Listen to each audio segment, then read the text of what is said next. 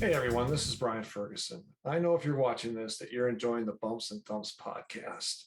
In order to continue the podcast and get the guests on that everyone wants to hear about, we need support from listeners like you.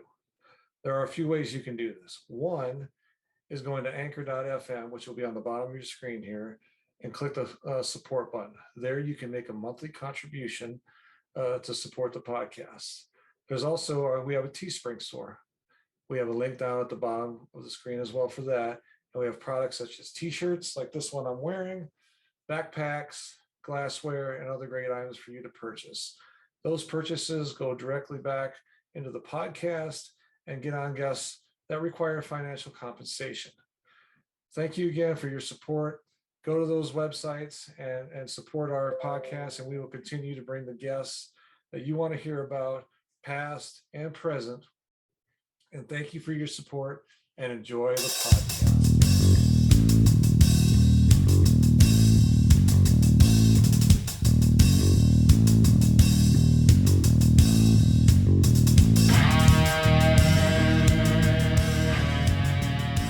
Thank you for joining another edition of Bumps and Thumps, the talk of wrestling. I'm Brian Ferguson. My guest today is best known for his time in the AWA, WCW, and WWF. He has worked with many of the pro wrestling great talents of the past and is well known throughout the world of professional wrestling. Ladies and gentlemen, it is my pleasure to welcome Mr. Earthquake Ferris. Earthquake, thanks for coming out today on your busy schedule and Bumps and Thumps. Thank you so much for having me. I appreciate being here and stuff like that. Oh, you forgot to mention I'm a legend in my own mind. There you go. No. Famous locally. No, hey, I remember you when I was a teenager. When you worked in the AWA and in the WWF in the 80s and 90s, and what's so kind, very kind of you. Yeah, no, it's my pleasure to have you on, and I really appreciate it. So this is a treat for me and our fans out there. I know when this drops and they're like, oh yeah, I remember him, and they're gonna I know it. I have a good gut feeling about it, so I'm excited. As I've had a couple resurgence. Latest is because of COVID. Mm-hmm. People staying at home and mm-hmm. just watching old clips and old videos and stuff like that. So I've actually had a lot of people requesting my autograph, and that's people great. Sending me questionnaires, and it was just like, we're at home. We can't leave anywhere because of COVID. So we're watching all these old tapes and stuff like that. Mm-hmm. And I'm going, well, okay, I guess that's all right. It's pretty good that you're keeping yourself busy. Yeah. But that's funny. The second other time was, I think back in the mid 2000, mm-hmm. ESPN Classics came on aboard and just started ESPN Classics, and they were showing old AWA wrestling shows. Yeah. And the kids at the high school kids and stuff were like, hey, we just saw you on TV last night. I'm like, what do you mean you saw me on TV last night? They go, yeah, you're on the ESPN Classics. And I'm going, okay, well, that makes sense. I'm a classic old timer here. I remember, like I said, watching you as a kid and teenager, and I thought you were great. So, thank you so much. You bet. So it means a lot. A lot. Well, let's talk a little bit about your growing up, your family life, and your schooling. Where'd you grow up? And I grew up in a town where I'm actually still in, a town called Antioch, California. It's about 60 miles east of San Francisco. Okay, yeah. And Oakland, right around that area there. Grew up in a Lebanese American family. My parents were Lebanese, both my parents, but both of them were born in America. But my grandparents, both sets of grandparents, were born in Lebanon. Okay. So we, really strong Lebanese background and Lebanese upbringing and that type of stuff. I went to Holy Rosary, a Catholic school, up until my 8th grade year, and then I went to Antioch High School. That's the school that I teach at now. Actually, Okay. Great. My years, my high school years, ended up going to Los Madonnas College for my junior college, a year and a half there. Played sports, football, track. Didn't have wrestling at that time at LMC. So when I played football, I got recruited a few different colleges. I ended up choosing San Francisco State University. Okay. And the reason why I chose San Francisco State pretty much was because of the cool weather, the San Francisco cold weather. It's when somebody famous said the coldest winter they've ever spent was a summer in San Francisco. And that is so true. And that's was the main reason why I chose. I wanted to get out of the heat, Yeah. Antioch in the summertime, is right around 100 all the time, every day. So going through football practices in double days and triple days and stuff like that. If I had a choice to go to college, I guess I wanted to pick one where it was nice and cool. Yeah. So went there, met my wife. Great. Married 35 years now. Congratulations. So yeah, thanks. So that was great. Met her there at San Francisco State, dated, and actually when I started wrestling for the AWA, I was just engaged. So I wasn't actually married yet when I took a cross-country trip to Minnesota. And she actually went with me to the trip and to the Vern Gagne's AWA wrestling camp there. And so I had somebody there with me, at least for the first month or so before she still was in college. She still had a year to go. Wow. And, now 4 kids later, and we got 3 grandkids right now. So wonderful. That's great. It is. I mean, sometimes I think as my wife and I feel like we're the only people that were grandparents.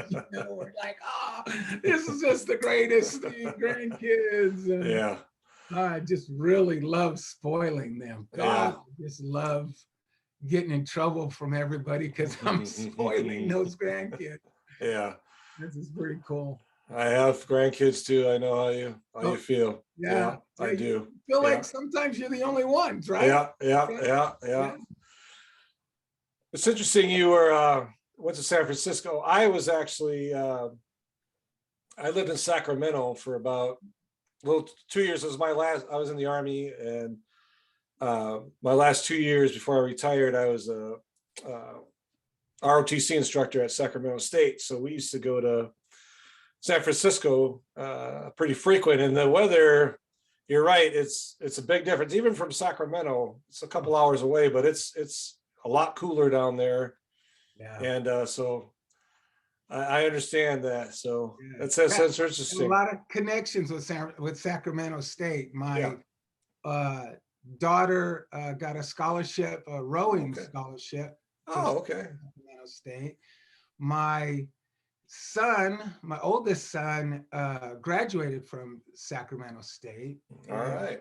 My third son actually got his master's degree at Sacramento State. So got a lot of connections there. Yeah.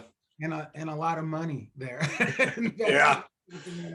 That's good school. I enjoyed it. Really nice school. Yeah, I enjoyed when I was there, but it was great. So let's talk about a little bit. You mentioned Vern's camp. Kind of walk us through how that was, that experience for you. Well, that experience was because you go in, you're not, they don't teach you about the business. Right. You go in, thinking things are legit and stuff like that. I was a pretty good amateur wrestler. I mean, I wrestled all my life, and actually did Olympic trials. Oh, And wow. yeah. So I was really a good amateur wrestler. So a buddy of mine went to high school with, Jeff Jensen, big into wrestling, a huge wrestling fan. Um, we'd go to his house and he'd have wrestling magazines, and we'd sit there and look through the wrestling magazines, and he was just really, really big into wrestling. And my wrestling was, I remember I was the youngest of four kids myself. So my memories of wrestling was with my mom. My dad was a firefighter, so he was, they worked 24-hour days. So a lot of times he didn't come home at night. Friday nights, my older siblings would go off and be with their friends and stuff. But I was the young kid that stayed home with mom, and mom and I would sit there and watch wrestling, Friday night wrestling, with Leo Nomalini's group. Okay. Yeah. San Francisco, with Ray Stevens and Pat Patterson and Haystacks Calhoun, and just would sit there with my mom, and we'd just be, Friday nights was our night, wrestling on TV, and we'd sit there, eat snacks, sit popcorn, just the two of us. And that's, my introduction to wrestling. So I knew a bit about wrestling. And so got hooked up, going to Vern Gagne's camp, and that it was an experience. I mean, thank God for my wrestling background, because Brad's wrestling background was, he was an Olympic wrestler himself, Greco-Roman. And so you got to his camp, and the business was the business still, and nobody knew anything about it. And so you got to his camp, and you start off, there's 30, 40, 50 guys at the camp. But the camp was real. I mean, you wrestled, you pounded each other, you wrestled like you were, if I was wrestling on the Olympic team. I mean, he just stretched you and tangled you, but I could handle it because I had that experience. Yeah. What he wanted to do was weed all these guys out of there that just thought it was, easy, fake, phony, blah, blah, blah, this and that. So what he did was he weeded everybody out. And he actually weeded everybody out. I was the only one that lasted. Oh, wow. Yeah, I got through the camp. Then was one of the best things is, when I got through the camp and they, kind of smartened me up a bit. One of the AWA promoters at the time was Ray Stevens, who was my idol growing up. And so Ray came to the camp and worked out with us one day at the camp, teaching us stuff. That was just a highlight for me to be working with Ray Stevens and seeing him take that turnbuckle where he flips up and over it. And God, I was just in heaven. Yeah. And from there, they would they set me up into jobs in Canada, TV for Canada. Okay. They set me up to go to Canada to do TV taping over there because it wasn't being shown in America. They didn't have the cables and that access to where you feel something in Canada, you can see it all around the world. We just literally we're in Canada. And so I started there, and they gave me an alias because, they saw potential that I could have. So instead of doing jobs as Earthquake Ferris, in Canada. They called me Big Ed Wilson. Oh, okay. I didn't know that. See, that's something I didn't know. Big Ed Wilson in Canada TV. Yeah. Big Ed Wilson got beat up. Big Ed Wilson was a job boy there.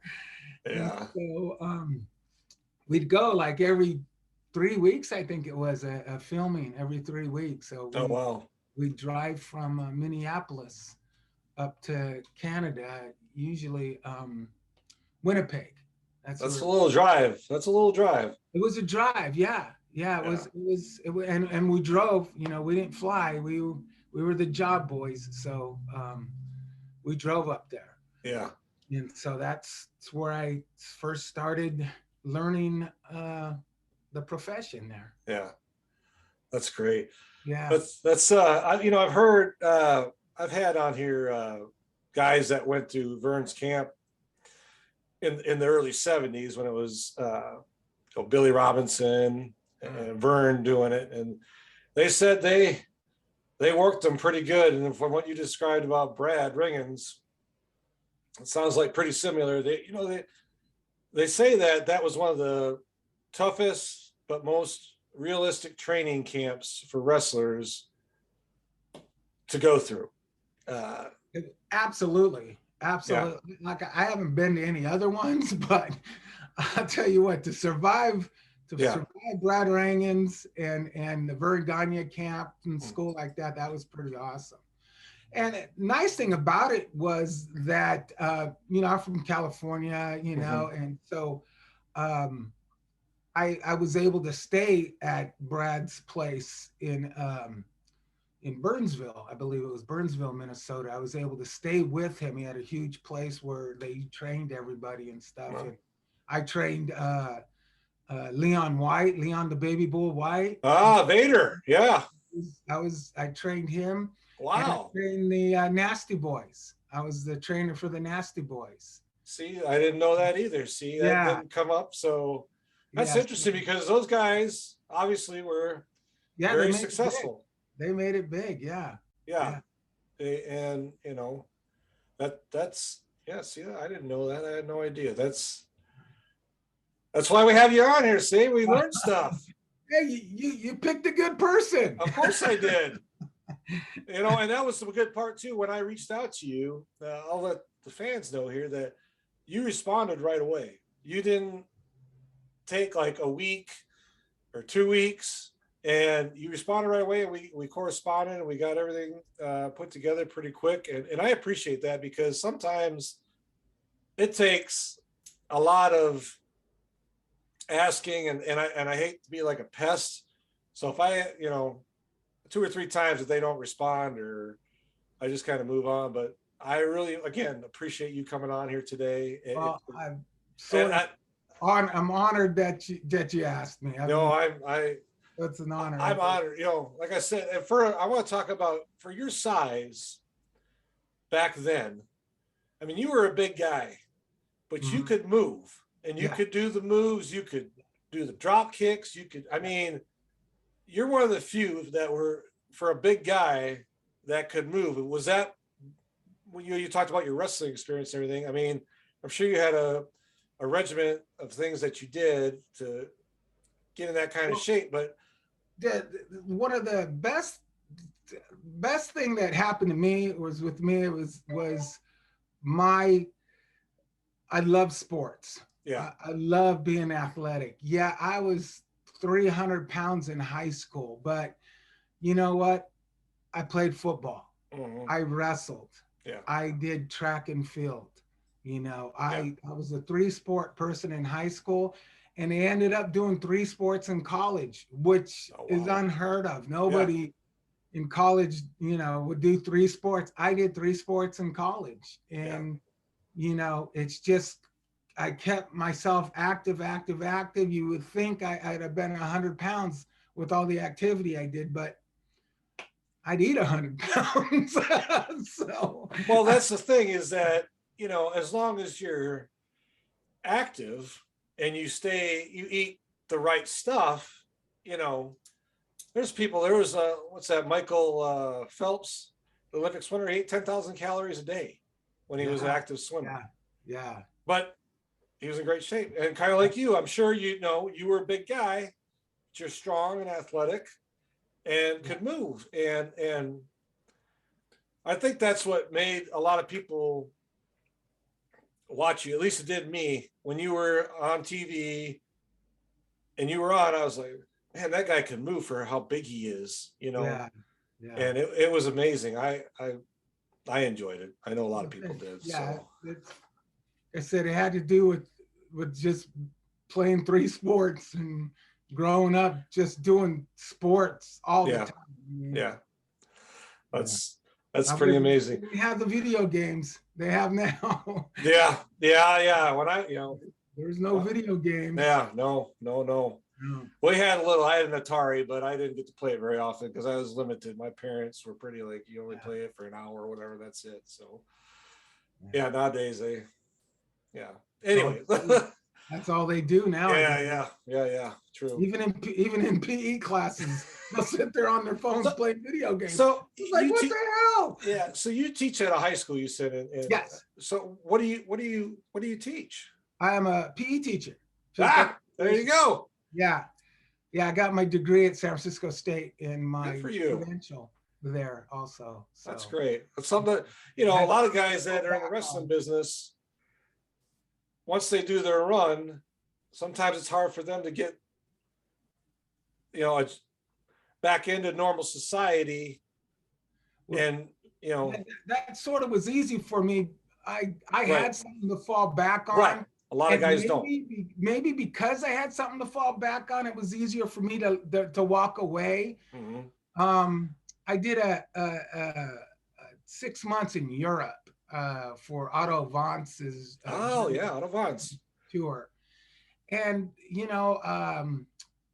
my wife was pregnant with my first son at the time. Mm-hmm. So I was away from my wife. I was away from my pregnant wife, and it was my first child, and what type of fatherhood, what type of a parent do I want to be, and and I was gone, and I was in Europe, and it was, I kind of made my decision at that point in time. You know what? I think I want to be a father that my kids are going to know, mm-hmm. and to raise my kids and not have somebody else raise them. And so I made a decision, like I said, and then I had my degree, I had my credential. So it was easy for me to walk away and just say, hey, a great experience. I'll never not be grateful for the experience I had. Yeah. But it's also nice that I was able to walk away and to raise my family the way I wanted to have it raised with my wife. That's good. A lot of people have a hard time walking away, or they don't have something to fall back on, because you see guys, and I'm not knocking anybody, first of all, but you see guys that are still doing it, that are in their 60s and early 70s, and maybe they enjoy it. I don't know. I don't know. You kind of reach a point in your life where physically, unless you're in phenomenal shape at that age, it's kind of hard. But I mean, I don't know. I've never done it, so I can't really talk negative about it. But I would think when you're in your 60s and you're still wrestling, you've done it for 30, 40 years, it takes a pounding on you. I'm sure you took some poundings in your time. Yeah. Growing old is not nice. No, I'm with you. It's not a good thing, growing old. The other day I reached for the phone and I popped something out. So I said, reaching for the damn phone, I hurt myself. Yeah. So I'm at this point in my stage in life where I'm getting close to retirement and stuff like that. I can think that I do. I do have a knee replacement. So I've had a knee replacement. I dislocated a shoulder when I wrestled, and I feel that on cold weather. The shoulder, aches and stuff like that. But I am happy I got out, Yeah. pretty much. And Yeah. So you worked for, basically the big three when you were in. yeah, What was the most? I obviously I could say with full confidence that it's called having a cup of coffee with the WWF. I had a cup of coffee with the WWF. Yeah. I didn't have a whole lot of time there, but But AWA did spend many years there. And I was going to ask you, what was the place you liked to work at the most? Was it AWA? Was it WCW? Was it WWF? Well, WWF had the big houses. Mm-hmm. We got paid by, at that point in time, you got paid by the size of the house. Mm-hmm. Whatever the house brings in is what we got a share of. There was no such thing as contracts. Yeah. So so the houses with the WWF were bigger. My stay with the WCW wasn't the best part about that was going on road trips with The Rock. I would go with Rocky Johnson, and Dwayne would be with us. Oh yeah, yeah. That was pretty fun memories. So but the AWA I would have to say was my most enjoyable. Just I got a camaraderie with the wrestlers. You had the older wrestlers that I was made friends with, lifelong friends with. Just and then there was a young group of us. Kurt, Scott, Midnight Rockers. We were all the same age, so we we had that the youth camaraderie, with that. And like I said, the older guys that were there as our mentors and stuff like that were great men. Like I said, Ray Stevens, Sergeant Slaughter, Baron Van Roschke, the Sheik. The Sheik and I got along really well because he was Iraqi and I was Lebanese. So but he tried to talk to me in Arabic, and I'm going, Sheik. My parents spoke it. I didn't speak it. Hey,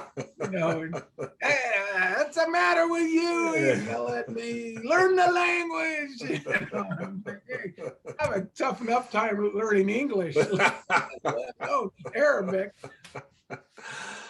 Let's so you mentioned some guys that you train the Nasty Boys, you train Vader. Yeah. And you worked with the Rockers, the young guys, Kurt Hennig, Scott Hall. Who was one of your favorite persons to work with in the ring, either as an opponent or as a tag team partner with you? The one I enjoyed the most would be Playboy Buddy Rose. Yeah. Playboy, we would do a 15 to 20 minute match and I wouldn't break a sweat. And to me, that was so much fun because he would just go out there and just get so much heat for just walking out there. And the whole, I don't weigh 271, I weigh 217. The crowd would just go crazy, and he would just, like I said, 20 minutes the match, we do the final thing where we're done. 20 minutes we put in. Yeah. So that was always, God, I always enjoyed working with him because it was just, I guess it was a walk in the park, as they would say. It would just be a walk in the park. Yeah, I've heard a lot of good things about. Person of all time was Sergeant Slaughter. Oh yeah, okay. He's just, I don't know. I felt like I was Gilligan to him as the skipper. I was his little buddy. You're my little buddy, you know, and Yeah. he'd mess up my hair or something, you know. Just Sergeant was just great to be around and Yeah. to go to the bars with and just that type of stuff. But as Yeah. far as working, Playboy Buddy Rose, man, that was the ultimate. I've heard a lot of good things about Buddy Rose. Helped out a lot of people, and yeah, I mean, it's too bad he passed away, a number of years ago. But I remember when he was on, he would just get under my skin. Yeah, he did his job well. He did. Him did. and Pretty Boy Doug Summers, when they were the champs, and Sherry Martel, and they just get under my skin. They did their job very well. I will say that. And so kind of a tough question I was going to ask you. Who was the person that you didn't care to work for? And if you don't want to answer that, I understand. I never had a beef with anybody. I sort of was just this really young, naive, kind of get along with everybody type of person. Yeah. So I really, if I had a gun to my head and I'd have to think of somebody, I guess it might be Kevin Kelly. Kevin Kelly would work really, really rough. Yeah. He would, because I was, like I said, I was trained and learned from top trainers, top of the line, and how to do things and how not to hurt anybody. And so I really had some really good training when it came to that. And Kevin didn't. And the fact of the matter was that, a lot of people, a lot of times Vern, or actually it was Greg Gagne, would book me with Kevin is because he knew I could handle Kevin and his roughness and stuff like that. But I never had a beef with Kevin. Yeah. I just didn't enjoy working with Kevin. Yeah.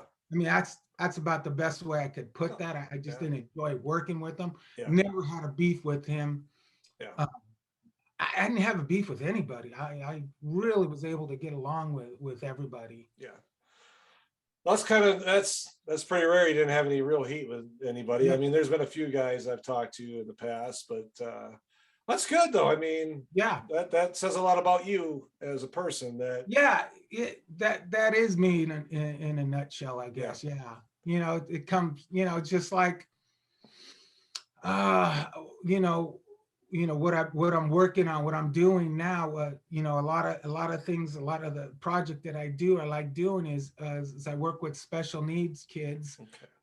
Okay. I put on, we have a league, it's called Unified Basketball. Okay. It's a group of special needs kids and regular ed kids that will be on the same court together. And, the regular ed kids would, help support the special needs kids in basketball games. And I'm the coach and, one of their original league, finders to this. And so we do that. It's just sort of my personality is that I have a special needs son myself. My second oldest son has autism, severely autistic. And so just, learning patience with him. And he's 31 and he's nonverbal. He lives at home with us still. And, that's just my nature, I guess. Yeah. No, I have a special needs son too. He's 27. He's autistic. Wow. Yeah. He's verbal, but it's pretty much yes and no. He lives. That's verbal than mine's verbal. He'll tell me yes and no, mostly no. Yeah. And he'll tell me when he's hungry. Yeah. And that's having a conversation with. No. I'm not gonna get one from him. No, you're not gonna get a conversation with him very much either. You gotta. It's like pulling teeth. He's gonna let me know if he's hungry or not and what he wants. Yeah. So I understand that. And I appreciate what you do for that, because that takes a lot of time. Yeah. And with the special needs events that you do with other children, that takes a lot of time and a lot of effort and a lot of patience. Very rewarding for me. And it is rewarding, and I appreciate that. So thank you for doing that kind of stuff. That's great. That shows how much good character you have. It really does. It's something that I'm thinking I might, even when I retire, maybe I'll still keep doing something like that and keep that league going and being a part of it. So that's great. You were on some big events from what I've read in the AWA. You were at Battle of the Bay, which was in San Fran. Yes. And the Brawl in St. Paul. How was that experience? I mean, I know it was a big event. Did you have was it any different to you as far as the leading up to it, the promoting, did you get butterfly? I mean, I don't know. Yes, definitely. Especially the San Francisco one, because it's my backyard. Yeah. It was in my hometown. And so, if I'd said I had a couple hundred people there just to see me, that might be understating it. Yeah. So, all my other shows, there's just my wife that would be with me. Yeah. But, wrestling in San Francisco and in Oakland and stuff like that that's when all the family and friends would come out. And so that I was nervous for that, and I just didn't want to mess up or screw up or do something dumb so that was a funny thing about it, as far as getting tired or is if you're nervous is when you run out of air, is when you're nervous, is when you can't breathe out there. It's when I was relaxed and, like I said, wrestling in Minnesota and in front of 10, 12,000 people, that was nothing. I was, I could, do an Irish jig out there and not feel anything about it. But, wrestling nervous or getting nervous and exciting in front of my, home crowd and fans and stuff like that's where I would lose my air and stuff like that. Yeah. But it was so funny. My wife asked me, she goes, what's the Battle of the Bay? I said, oh, that's where the San Francisco Giants play the Oakland A's. They call that the Battle of the Bay. And she goes, well, why is this guy Brian have it here as Battle of the Bay, that you wrestled in it and stuff? I go, oh, that's what we called when we wrestled in San Francisco. We called that Battle of the Bay, But now for me, Battle of the Bay is the Giants versus the A's. Yeah. Well, I kind of forgot that's what that was called back then. Yeah. That was pretty funny. Yeah. No, I remember that. I actually just watched it a while back on YouTube, and it was a good card. It was a great card, actually. Yeah. And I believe, if I remember, I think you won your match. Yeah. I wasn't going to lose at home. No, you don't want to lose at home. I'll lose all those other towns. Don't make me lose in my own backyard. Yeah.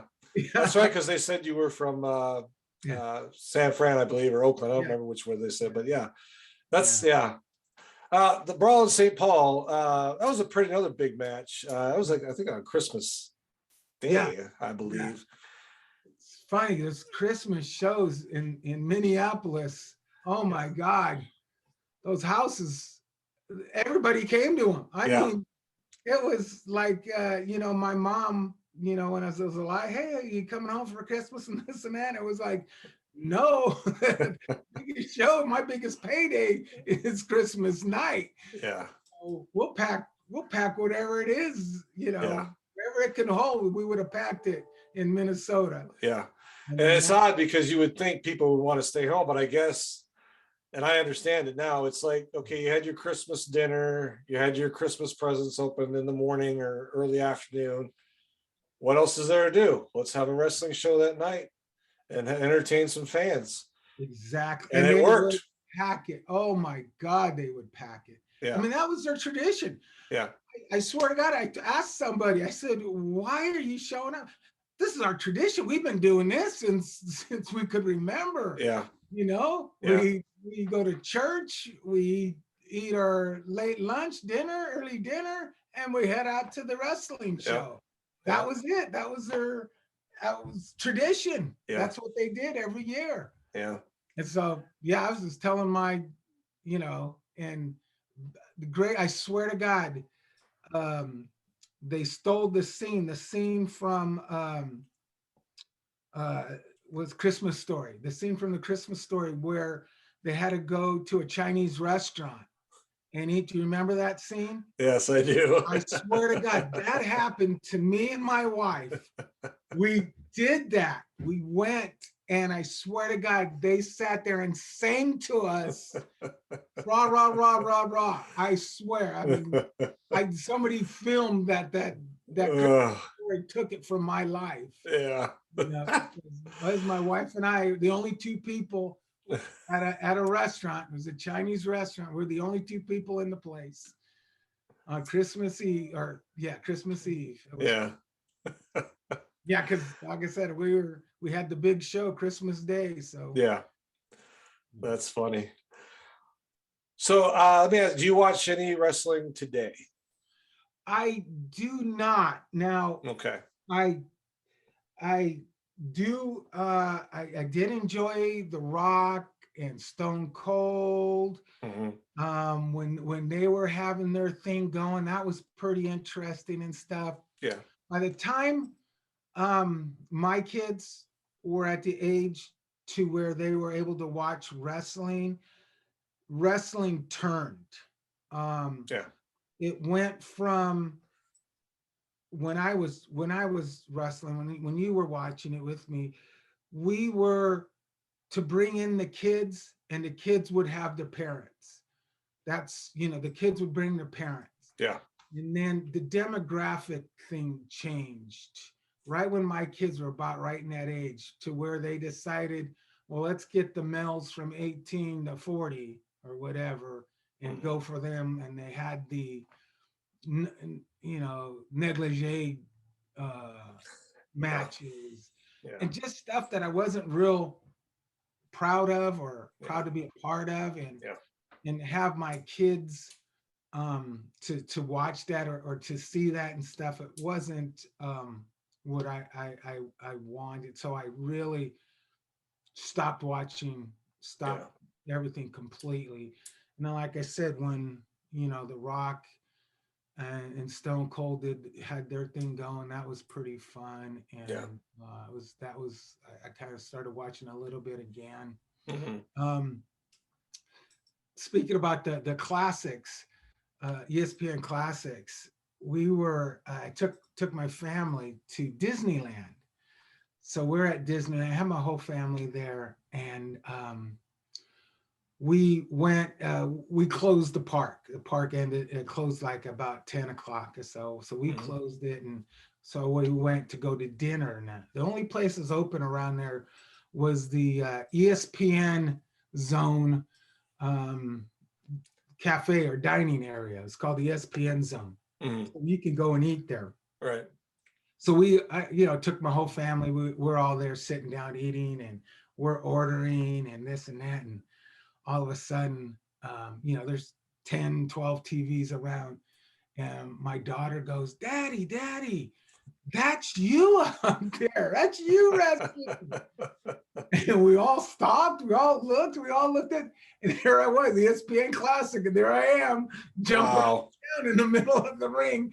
Here we are. We're at Disneyland watching Daddy on the ring, and they really didn't see me or know, about my business or what I did beforehand and stuff. And so it was really, really fun. I mean, the waiter stopped, they're all looking, and the cooks come out, and that's him. Yeah, that's great. That's funny. That was pretty neat. Yeah, that's interesting when you see yourself on TV.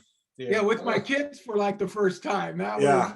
that was pretty amazing. Yeah. Yeah. And like I said, in Disneyland. Yeah. In Disneyland. Yeah. It wasn't even in our home. Yeah. Yeah. So let's talk about what you talk about your teacher. Is there any projects you're working on right now or anything that Well, like I'm in I told you about the unified basketball. Yep. So I put on a fishing derby. Oh. Yeah, I've been doing it for about 20 years. Wow. We do an Antioch High School fishing derby. We have this big fish out here called a sturgeon. Okay. It's a massive, huge fish, and so we fish, and biggest sturgeon that weighs in wins the pot, and proceeds go back to the high school, the sports program, and so I do that. I do unified basketball. Being a grandfather, that's my main project. Being a grandparent, with my wife, and looking forward to retirement. Yeah. And that's pretty much it. Oh. Yeah, I haven't not gonna write a book or anything.